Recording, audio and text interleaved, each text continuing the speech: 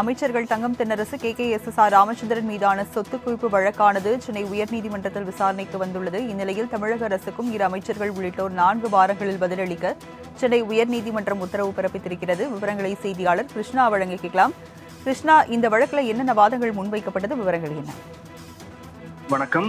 கடந்த 2006, 2011 ஆண்டுகளில் திமுக ஆட்சி காலத்தில் பள்ளி கல்வித்துறை அமைச்சராக பதவி வகித்த தங்கம் தென்னரசு மற்றும் பிற்படுத்தப்பட்டோர் நலத்துறை அமைச்சராக இருந்த KKSR ராமச்சந்திரன் ஆகியோர் வருமானத்திற்கு அதிகமாக முறையே 76,40,433 ரூபாய் மற்றும் 44,56,067 ரூபாய் அளவிற்கு சொத்துக்கள் சேர்த்ததாக 2012 ஆண்டு வழக்குகள் பதிவு செய்யப்பட்டன.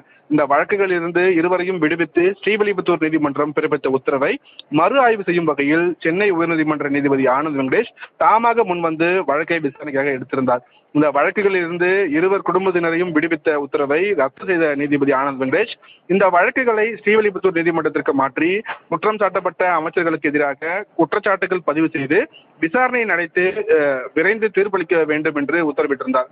இந்த நிலையில் இந்த வழக்குகளில் அரசு தரப்பில் சிறப்பு அரசு வழக்கறிஞரை நியமிக்க கோரி சென்னையைச் சேர்ந்த வழக்கறிஞர் செந்தில்குமார் என்பவர் பொதுநல வழக்கு ஒன்றை தாக்கல் செய்திருக்கிறார். அந்த மனுவில் குற்றம் சாட்டப்பட்ட இரு அமைச்சர்களும் முக்கிய துறைகளை கவனித்து வருகிறாராகவும், வழக்கின் புலன் விசாரணை அதிகாரி உள்துறை பொறுப்பை கவனிக்கும் முதல்வரின் கட்டுப்பாட்டில் உள்ளதால் நியாயமான விசாரணை நடைபெற நீதியின் நலனை பாதுகாக்க புலன் விசாரணை அதிகாரியும் அரசு தரப்பு வழக்கறிஞரும் எந்த அரசியல் சார்பும் இல்லாமல் சுதந்திரமாக செயல்பட வேண்டும் எனவும், அதனால் இரு வழக்குகளையும் நடத்த அரசு தரப்பில் சிறப்பு அரசு வழக்கறிஞரை நியமிக்க வேண்டும் என்று கோரப்பட்டிருக்கிறது.